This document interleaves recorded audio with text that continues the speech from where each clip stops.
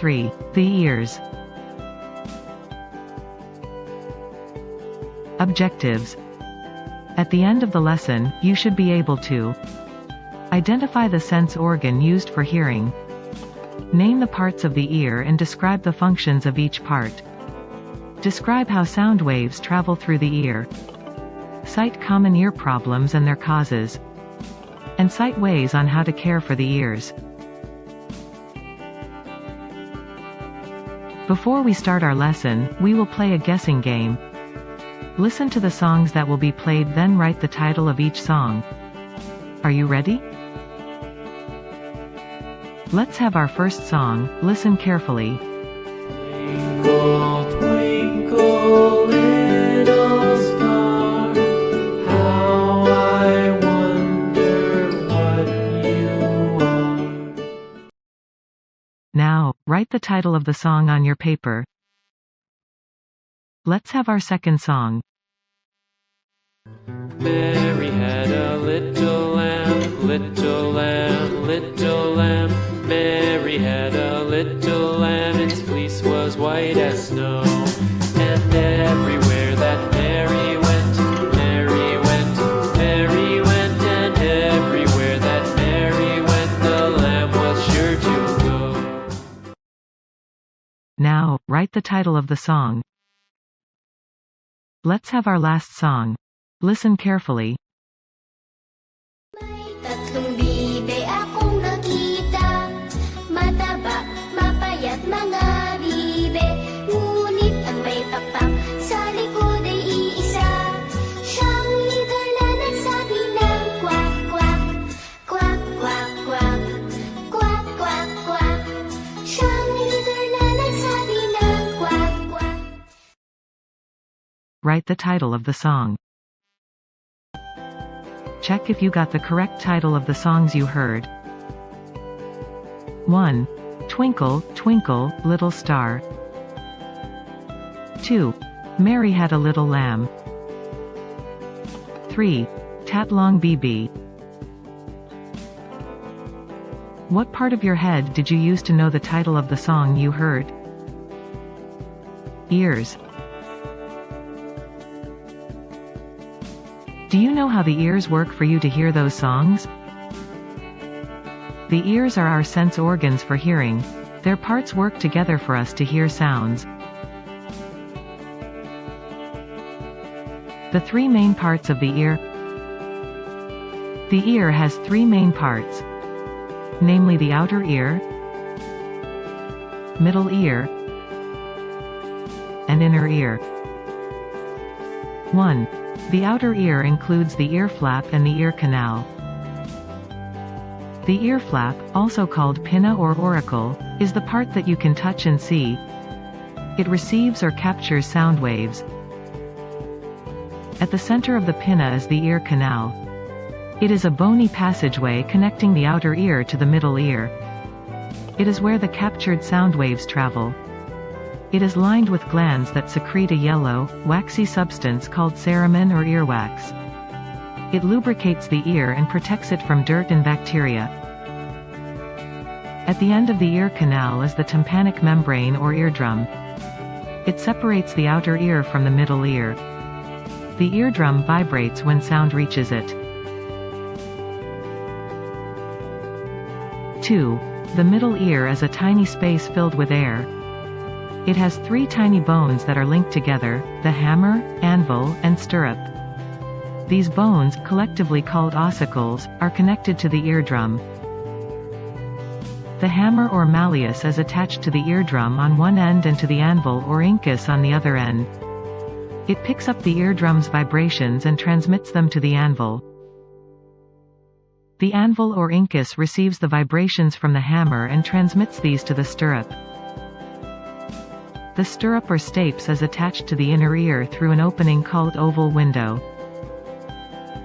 The middle ear has another opening called the round window through which the tympanic membrane or eardrum communicates. 3. The inner ear consists of two main parts, the cochlea and the semicircular canals. The cochlea is the hearing part of the inner ear.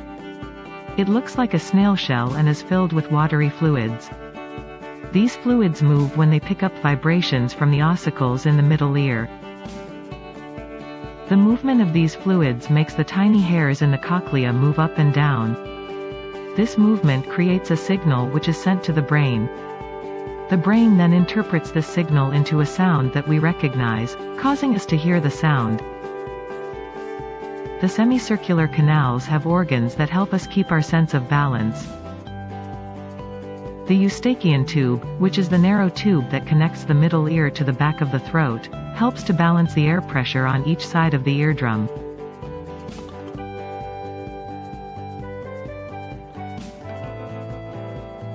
All these are sources of loud, unpleasant sound or noise.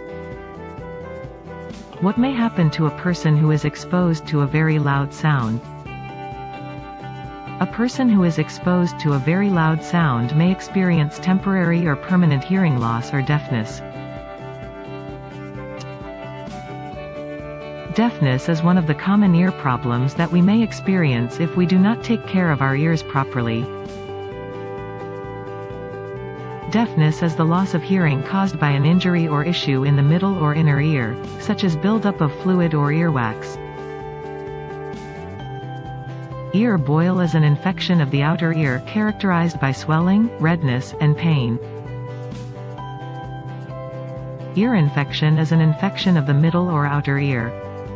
It is characterized by severe pain in the ear and a milky ear discharge with unpleasant odor. Earache can be a sharp, dull, or burning pain in one or both ears. It may be caused by impacted earwax, sinusitis, or prolonged exposure to loud noise. Your ears are as important as your other sense organs. Without your ears, you will not hear the sounds around you. You will not enjoy listening to good music. You will not understand what people are talking about. You should take care of your ears. Here are some ways of taking care of your ears. 1. Clean your ears with a cotton bud or a clean cloth to prevent infections. Never use pointed objects, like hairpins, in cleaning them. Doing so can damage your eardrum. The best time to clean your ears is after taking a bath, while the cerumen is still soft. 2. Avoid listening to loud sounds. Loud sounds can damage your eardrums, which can lead to loss of hearing. 3. Immediately consult an ear doctor when an insect or a small object gets into your ear. Otolaryngologist is an ears, nose, and throat doctor. Identify the ear part that is being described. 1. This consists of the earflap and the ear canal.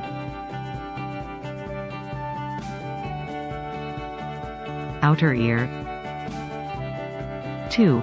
This contains 3 tiny bones. Middle ear. 3. This contains the cochlea and the semicircular canals. Inner ear. 4. This narrow tube connects the middle ear to the back of the throat. Eustachian tube. 5. It is also called earflap. It captures sound waves.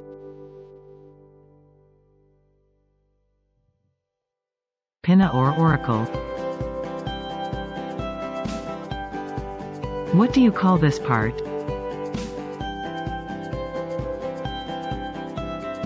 1. Pinna or auricle. What do you call this part?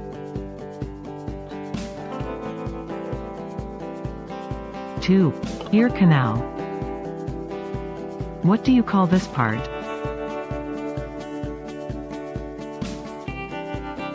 3. Eardrum. What do you call this part?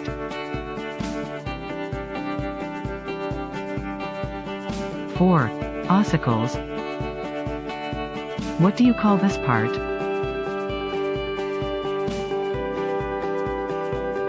5. Semicircular canals. What do you call this part?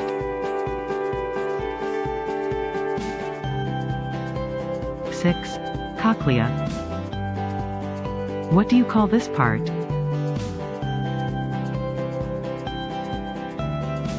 7. Eustachian tube.